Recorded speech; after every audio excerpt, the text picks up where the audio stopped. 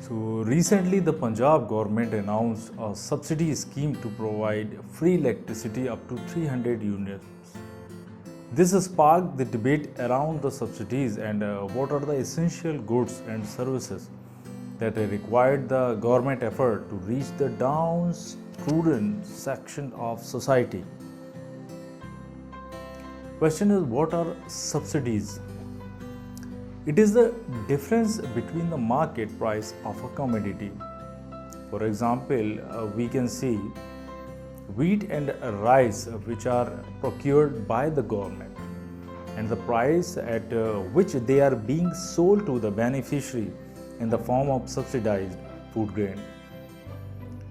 And if I'm talking about the fiscal cost of subsidies, that as India is a developing country, hence there are limited budgetary resources to enhance subsidies. So its net coverage to far more population. In the central budget, the food subsidy amount is rupee 2.06 lakh crore, which is almost 1.9% of the GDP in 2008 to 19. And 2.5% in 2019 to 2020.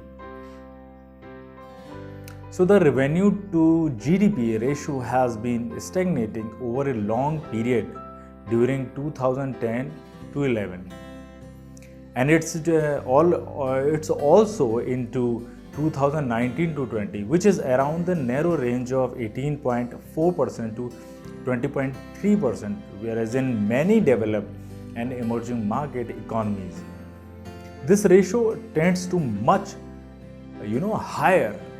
In 2019, these ratios were 36% and 30.1% for the UK and USA.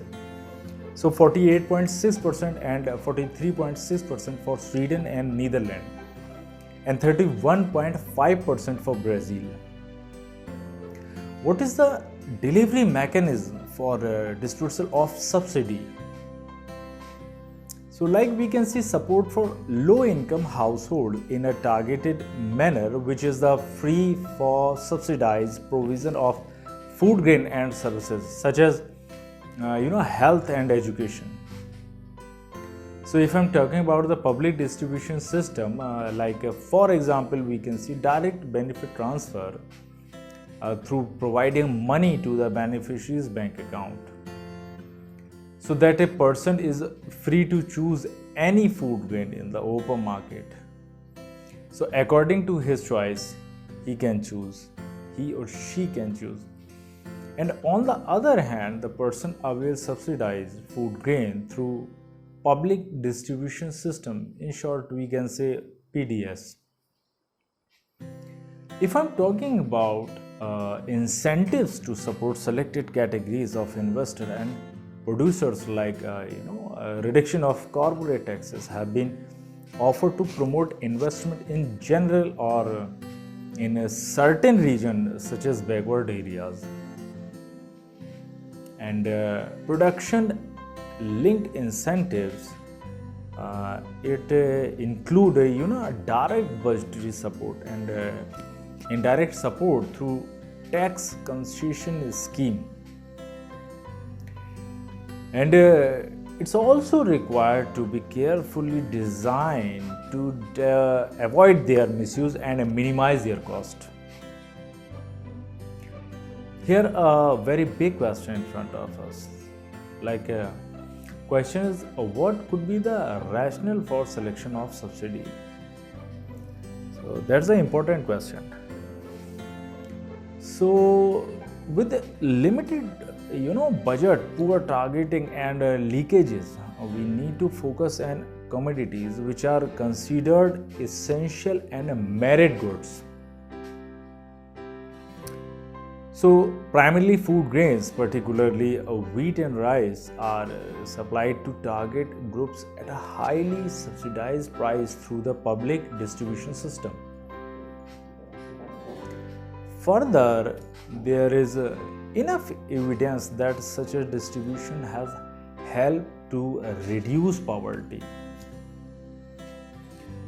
Actually, there is also a category of goods which are called merit goods, where significant positive externalities are associated with their consumption.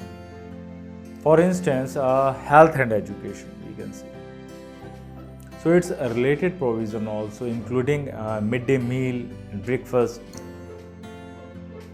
In these cases, the benefit of the use of such good extend beyond the immediate consumer to the wider community.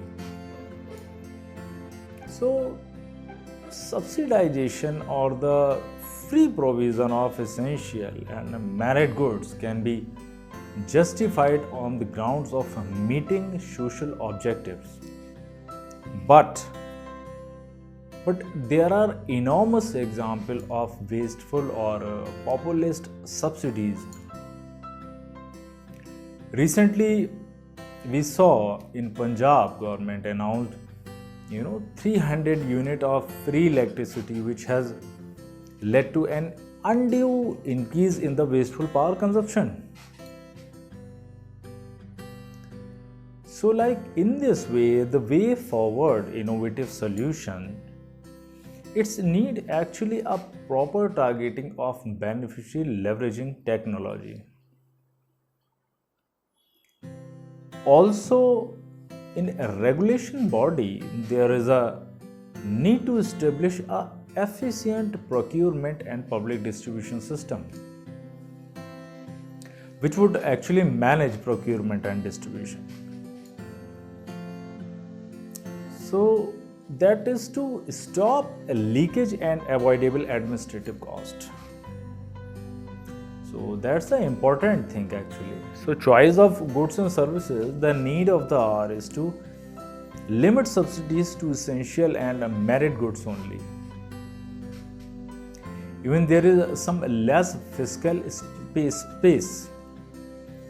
So there is a need to be very efficient and select subsidies on goods and services, as there is a limited overall financial support. It's also generating more income. Actually, government, both state and center, need to pay adequate attention to further strengthening their fiscal revenue. And it's have a social impacts. Although we can see there are leakages in the PDS system, means public distribution system, it shows the major impact on the individuals. And benefits go beyond the individuals to a social and community level. But the benefits from direct income support and PLI are not yet measurable. So the best way to continue with the PDS scheme is to stop its leakages wherever possible, and side by side keep on experimenting with the direct income support with measurable results. So that was the important discussion actually.